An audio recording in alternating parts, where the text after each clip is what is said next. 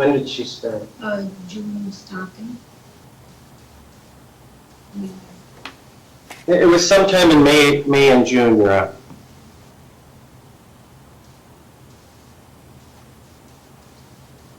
Your Honor, my understanding it was only once, and that was also from speaking to Mr. Finley after I noticed her on the witness list. And after the one meeting, the therapist reached out to Mr. Petru and they had a conversation. Wait a minute. And if she went more than one time, then my client wasn't aware of that as well. After the first time, he was aware that they had a one meeting.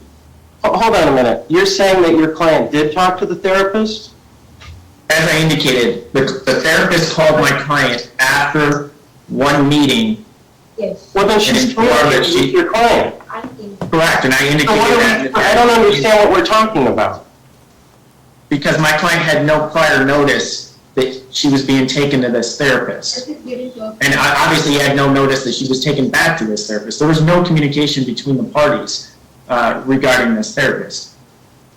Well, I am going to allow her to testify because there were multiple visits. It makes it possible that she has more relevant information.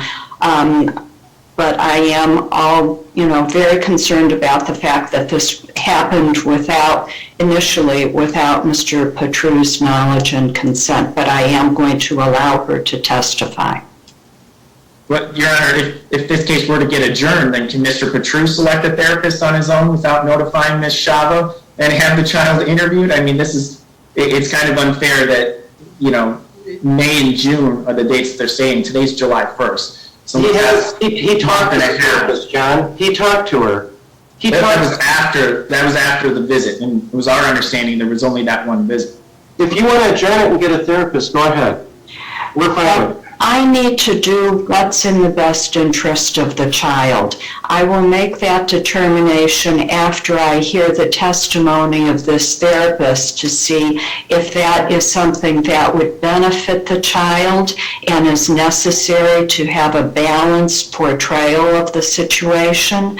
I don't want to have this child have to go through the process of going to another therapist and,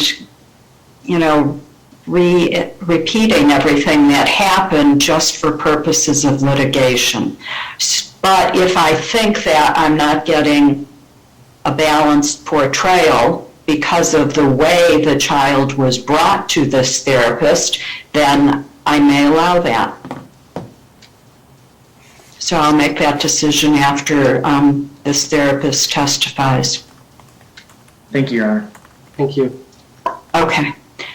So for the opening statement, Mr. Vella.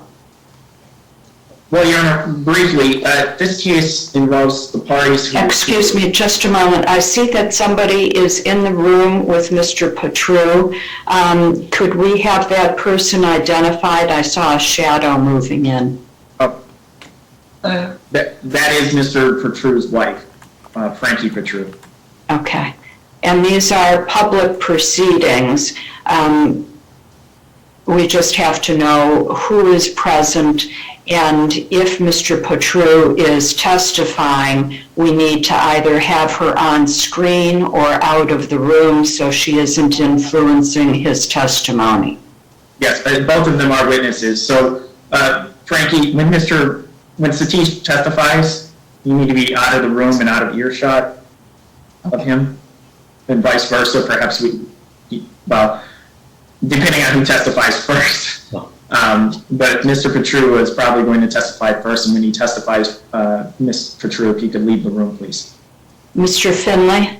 Yes, Your Honor. I was going to say that my client's spouse is also in my office. As you can see behind me, I have a door. I'll leave it up to the court. I can have him go into the hallway of my building or the other room. There's a possibility he can hear from the other side of the door. I would rely on him not to try and do that, but if you want, I can order him to the hallway. Well, do you want witnesses sequestered or not? If not, then they can be wherever. If you do want them sequestered, then we'll have to, take measures to do that. So, I don't have a request for sequestration in this case. I don't either. okay, So, Perhaps then, Ms. Patru, you can stay in the room with Mr. Patru and vice versa for opposing party. Okay. okay. But when he is testifying, she would need to be on the screen so we can be sure that she isn't influencing him, you know, what he's saying or feeding him answers. Absolutely. Okay. Okay? So now for your opening. Thank you. Your Honor, I'm going to try and make this brief.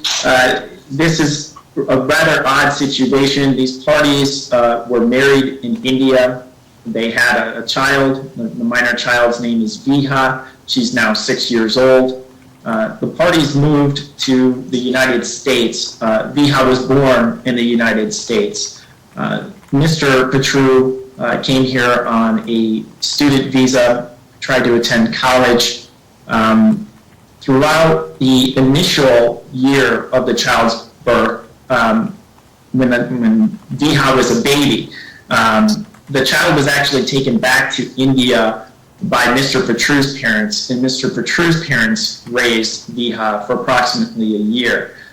They did that because they had financial issues and didn't have much money in the United States.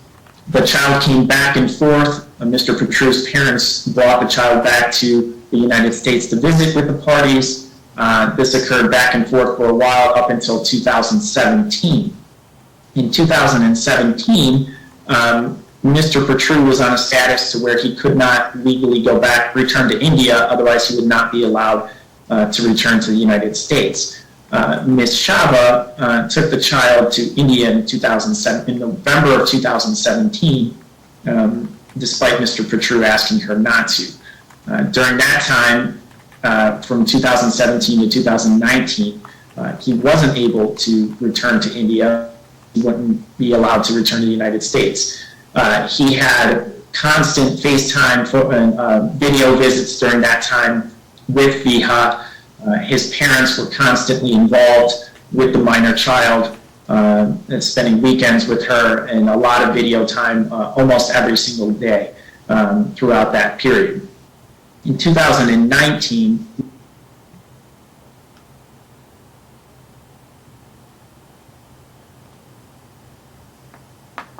not allowed to see the child anymore.